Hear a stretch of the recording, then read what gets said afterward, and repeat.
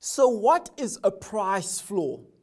A price floor is really just a government law or regulation dictating the minimum amount that can be charged for a good or service. The minimum amount.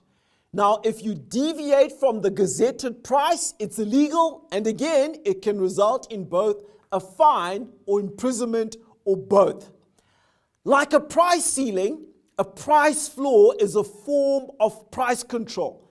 And what the authorities believe is that they need to put these price controls in place to achieve some social, some economic, some political objective.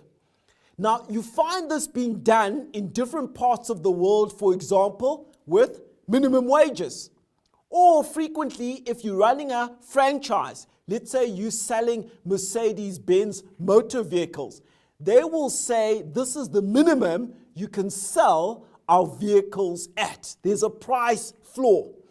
And even fuel, such as petrol, to ensure a competitive landscape, has also got a price floor. You can't sell petrol cheaper than the stipulated price. Now, a price floor tends to have a distorting effect on free market conditions. Again, because it doesn't allow an equilibrium price to be arrived at due to normal free market demand and supply forces. If under free market conditions, the price would be $15 McDollars. But the government imposes a price floor of $20 McDollars. It's likely to distort the market in the following way. Firstly, because the price that can be charged by suppliers is significantly higher than when the price floor is applied, suppliers will supply far more of the good or service into the market. Secondly, because the price that consumers pay for the good or service is significantly higher than the free market price, this will result in a large decrease in the quantity demanded.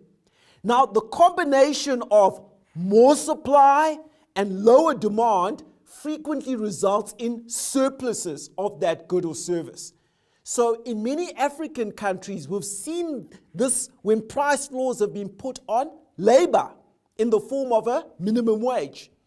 Again, often the intent of the authorities is good, but the unintended consequences of price floors are so large, sometimes they do much more damage than they do good. It's a tough one.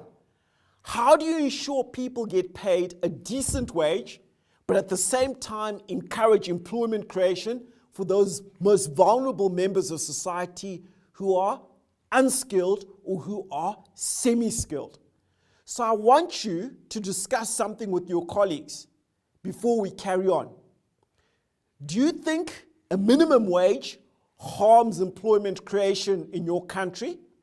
That's the first question. And then the second question is, how would you address issues of abuse of the most vulnerable workers? How do you address a situation where workers are really vulnerable and they're working for a skellum, a work of the devil who's diabolical, and who will pay them only $10 McDollars a day? It's not even anywhere close to what they deserve. How do you address that? Answer that with your colleagues, please.